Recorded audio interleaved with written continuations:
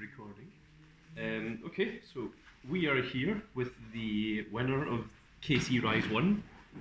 Making his way into the final is the Dark Souls of card games, Robert. And this is the deck that he was using. So, do you want to tell us a bit about what your deck is and why you picked it? So what I'm playing is the X running the end as its primary source of skills. I picked this mostly because from the first grade 3 right into your opponent's grade 2, you can essentially attack 3 times. And since the deck mostly uses force 2, that's a lot of damage your opponent needs to either consider taking or waste hand guarding. Also, it's good going second because although your opponent's maybe like 2k, 3k bigger, you still keep the extra drive check when you restand for the third time. So that extra chance of a trigger can make the difference between your attack missing or say hitting a crit and then dealing 3 damage to your opponent who then loses because they can't heal out of it. So, I noticed that I've seen a lot of the builds go with the 12 crit and 4 heals, and you've got the 4 draw PGs here, obviously. How did you feel the draw triggers worked for you, and how necessary did you think the perfect guards were, rather than the crit sentinels? Well, I mostly used them because to mostly throw people off because so many people are used to or expect the 12 crit in X or the 16 crit X. So I feel having the moment where you can force your opponent to overguard because they think, oh, he's going to hit crits, then you get a draw trigger that you can just give to a rear guard without much worry about wasting a trigger. Also, I feel like having the PG in hand means when you're playing against other decks that generate big numbers, like Altmail, discarding 2 cards to completely shut down an Altmail column as opposed to like 3 cards also really helps. So I believe in all the games that I was watching, I think you always went into Force 2. Did you ever see a situation where you thought Force 1 would have been a better choice to go for rather than the Crit 2? Never. The deck, just by attaching Force 2 to the deck, you can then just say to your opponent, this unit you need to watch now. You can retire anything you want from it. If I start putting it on rearguard circles, and recall a rearguard to it, make sure something's behind it, and swing for a number into your vanguard. You can then decide if you want to take 2 damage or guard.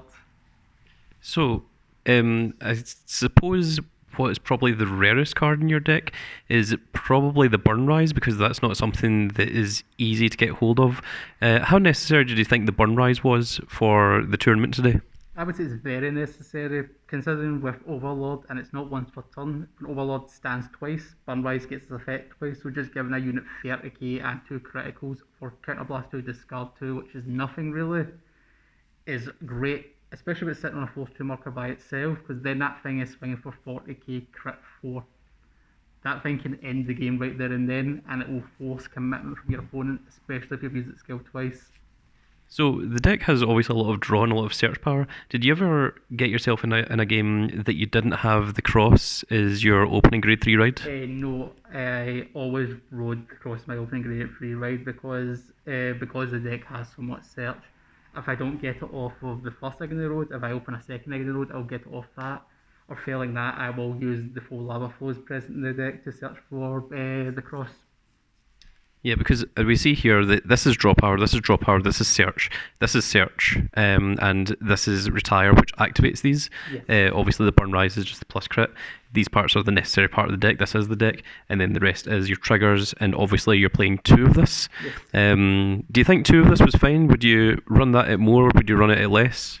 I find 2 is fine. Maybe if I can find space, I could maybe up to 3, but the search and draw is so necessary to the deck. I don't see that happening anytime soon. So in terms of your triggers, did you ever think about, like swapping your triggers out, going to 6 draw or going to 12 crit, or like using 2 draw PGs and 2 crit PGs, or 2 crit sentinels even, sorry. Did that ever cross your mind when you were building the deck?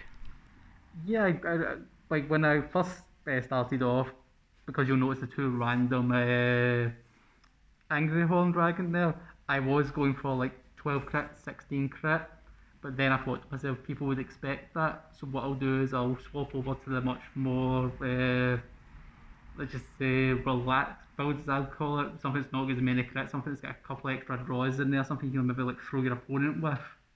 So, I think you're kind of making this to your own style of playstyle because you're more of a defensive, more control type of player, and this is obviously more of a kind of aggro rush deck. So it's interesting to see some of the changes he's made because some of them I've seen it's even goes as much as 16 critical with like no heals Yes. whatsoever, and it just relies on just attacking multiple times and just hoping that crits will eventually work. But you were playing a different game that you were trying to play the long game. So I mean, the final match took you down to the last card in your deck. Yes. So how do you feel this plays for your style? I feel it fits pretty well with my style because I can either just go pure turbo and just focus on maybe trying killing my opponent whilst they're on grade 2, or I can be a bit more relaxed about it, maybe only like poke twice with the cross, reserve some resources, force him to waste more over more turns. Again, the deck can just open double crit on its first swing, which is 4 damage on force 2, and end the game there. But it can also be the situation where you're down to one card in deck and you still win because of the restanding ability and the constant crit pressure of having it on force 2.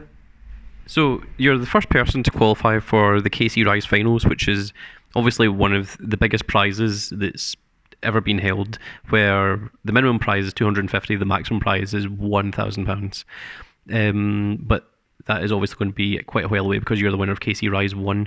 Do you think this will be the same deck you use in the KC Rise Finals, or are you planning to move to a different deck, thinking about something else for the future?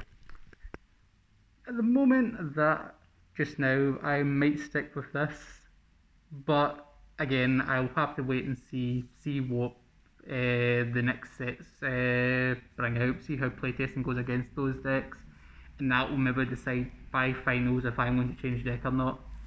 Okay, so the last question to wrap it up, which is what I'm going to ask everyone, is should you win the KC Rise Finals, are you going to take the final match that's the double or nothing, where if you win, your prize gets doubled, or if you lose everything, you don't get any of the prizes? I'd actually consider taking it because although there's everything to lose, there's also everything to gain. Okay, well, congratulations. You truly are the Dark Souls of card games. You've proven that. You beat the Edge Master, and if you win the KC Rise Finals, then we'll see how you deal with the Grand Cat. Yes, well, I look forward to seeing everyone else as they qualify in the next couple of events. And see what your competition is. Yes. So your final opponent, Marcus, what do you think about him? Do you think you're going to see him in the finals? I'll possibly see him in the finals. He put up a hell of a fight, got me down to one card in deck. He's a very good player playing a very good deck, and I expect to see him qualify, if not next month, the month after. Whenever he does, he will eventually make his way to the finals. Yep. Okay, is there any other opponent that you're relatively worried about facing in the KC Rise finals? I would say Marcus, because of the performance given in that current finals, is the biggest competition. Okay, excellent. Right. Well, we will see you again in the KC Rise finals.